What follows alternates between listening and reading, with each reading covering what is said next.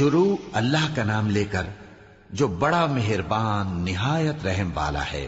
الف لام را، یہ ایک پر نور کتاب ہے، اس کو ہم نے تم پر اس لیے نازل کیا ہے کہ تم لوگوں کو اندھیروں سے نکال کر روشنی کی طرف لے جاؤ، یعنی ان کے پروردگار کے حکم سے عزت والے خوبیوں والے مالک کے راستے کی طرف، یعنی اس اللہ کے راستے کی طرف کہ جو کچھ آسمانوں اور زمین میں ہے سب اسی کا ہے۔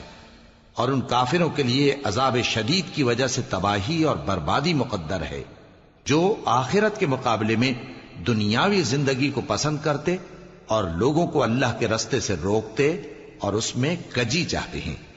یہ لوگ بڑے دور کی گمراہی میں ہیں، اور ہم نے کوئی پیغمبر نہیں بھیجا مگر وہ اپنی قوم کی زبان بولتا تھا تاکہ انہیں احکام الہی کھول کھول کر بتا دے۔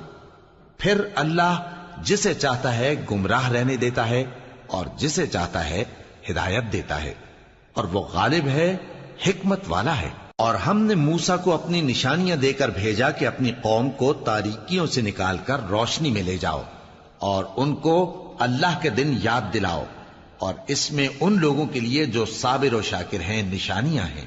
اور جب موسیٰ نے اپنی قوم سے کہا کہ اللہ نے جو تم پر مہربانیاں کی ہیں ان کو یاد کرو، جبکہ اس نے تم کو فرعون کی قوم سے رہائی بخشی، وہ لوگ تمہیں برے برے عذاب دیتے تھے اور تمہارے بیٹوں کو مار ڈالتے تھے اور تمہاری لڑکیوں کو زندہ رہنے دیتے تھے، اور اس میں تمہارے پروردگار کی طرف سے بڑی آزمائش تھی۔ اور جب تمہارے پروردگار نے تم کو آگاہ کیا کہ اگر شکر کرو گے تو میں تمہیں زیادہ دوں گا، اور اگر ناشکری کرو گے تو یاد رکھو کہ میرا عذاب بھی سخت ہے۔ اور موسیٰ نے صاف صاف کہہ دیا کہ اگر تم اور جتنے اور لوگ زمین میں ہیں سب کے سب ناشکری کرو تو بھی اللہ بے نیاز ہے، قابل تعریف ہے۔ بھلا تم کو ان لوگوں کے حالات کی خبر نہیں پہنچی جو تم سے پہلے تھے، یعنی نوح اور عاد اور سمود کی قوم اور جو ان کے بعد تھے، جن کا علم اللہ کے سوا کسی کو نہیں۔ جب ان کے پاس ان کے پیغمبر نشانیاں لے کر آئے تو انہوں نے اپنے ہاتھ ان کے منہوں پر رکھ دیے کہ خاموش رہو، اور کہنے لگے کہ ہم تو تمہاری رسالت کو تسلیم نہیں کرتے، اور جس چیز کی طرف تم ہمیں بلاتے ہو ہم کو اس میں بھاری شک ہے۔ ان کے پیغمبروں نے کہا کیا تم کو اللہ کے بارے میں شک ہے جو آسمانوں اور زمین کا پیدا کرنے والا ہے؟ وہ تمہیں اس لیے بلاتا ہے کہ تمہارے گناہ بخشے اور ایک مدت مقرر تک تم کو مہلت دے۔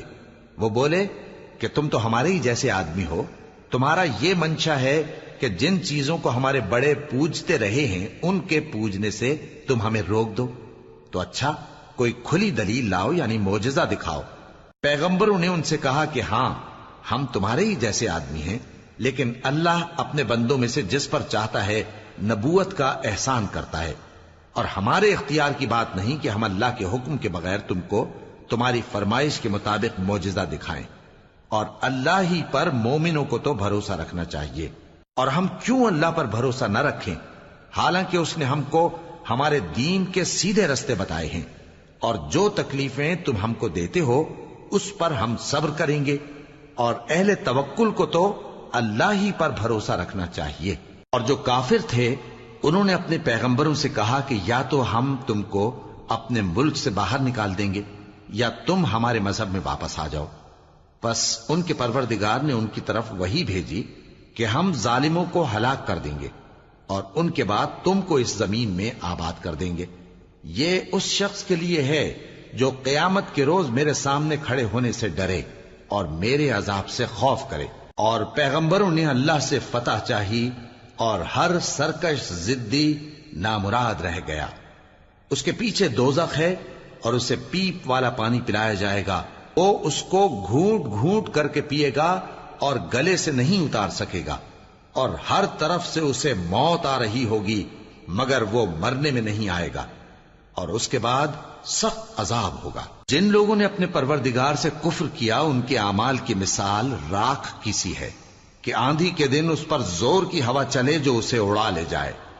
اسی طرح جو کام وہ کرتے رہے ان پر ان کو کچھ قابو نہ ہوگا۔ یہی تو پرلے سرے کی گمراہی ہے۔ کیا تم نے نہیں دیکھا کہ اللہ نے آسمانوں اور زمین کو تدبیر سے پیدا کیا ہے؟ اگر وہ چاہے تو تم کو نابود کر دے اور تمہاری جگہ نئی مخلوق پیدا کر دے، اور یہ اللہ کو کچھ بھی مشکل نہیں. اور قیامت کے دن سب لوگ اللہ کے سامنے کھڑے ہوں گے تو غریب پیروکار بڑے بن بیٹھنے والوں سے کہیں گے کہ ہم تو تمہارے پیرو تھے، کیا تم اللہ کا کچھ عذاب ہم پر سے دفع کر سکتے ہو؟ وہ کہیں گے کہ اگر اللہ ہم کو ہدایت کرتا تو ہم تم کو ہدایت کرتے. اب ہم گھبراہٹ ظاہر کریں یا صبر کریں ہمارے حق میں برابر ہے، کوئی جگہ رہائی کی ہمارے لیے نہیں ہے.